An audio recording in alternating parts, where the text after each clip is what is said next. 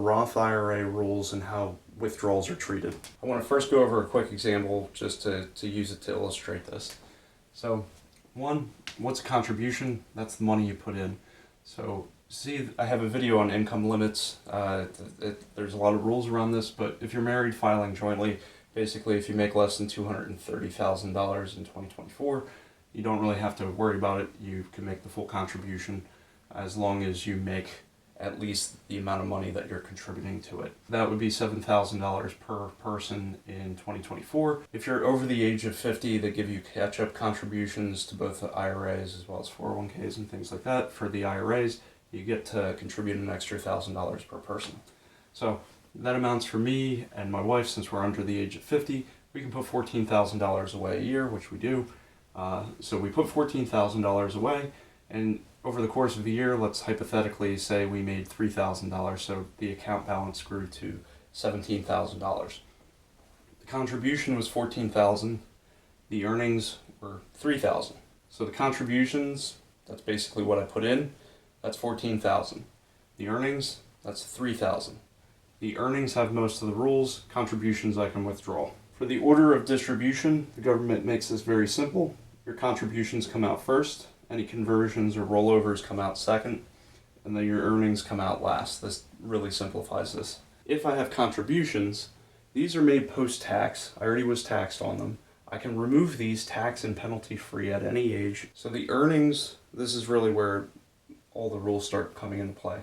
Earnings must remain in the account for at least 5 years in order to be tax free. Now, there'll still be a 10% penalty, but at least it would be tax-free on that distribution if it's at least 5 years.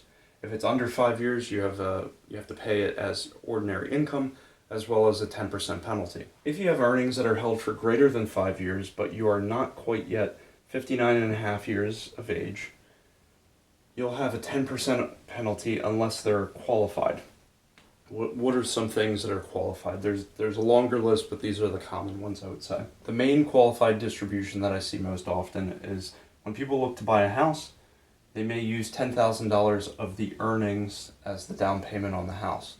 Remember, you can take the contributions out, but the earnings are the ones that have more of the taxes and penalties associated with them. If it's been there for 5 years, you can take out those earnings, and it won't have that 10% penalty. If you have the birth of a child or an adoption, if it's qualified, you can have $5,000 towards those fees. If you have higher education expenses, any qualified higher education expenses can go without that 10% penalty.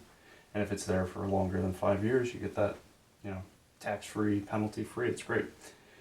If someone were to be terminally ill or totally and permanently disabled, those distributions can be made tax-free and penalty-free as long as you stayed there for more than 5 years. There are certain emergencies and disasters that the federal government will pass laws that will allow you to take distributions and not pay penalties or taxes on some of those things. If you'd like to learn more about how to make money through investments, how to make more money through gaining new skills, or save money on your taxes, this is a channel for you. I discuss all those topics and more.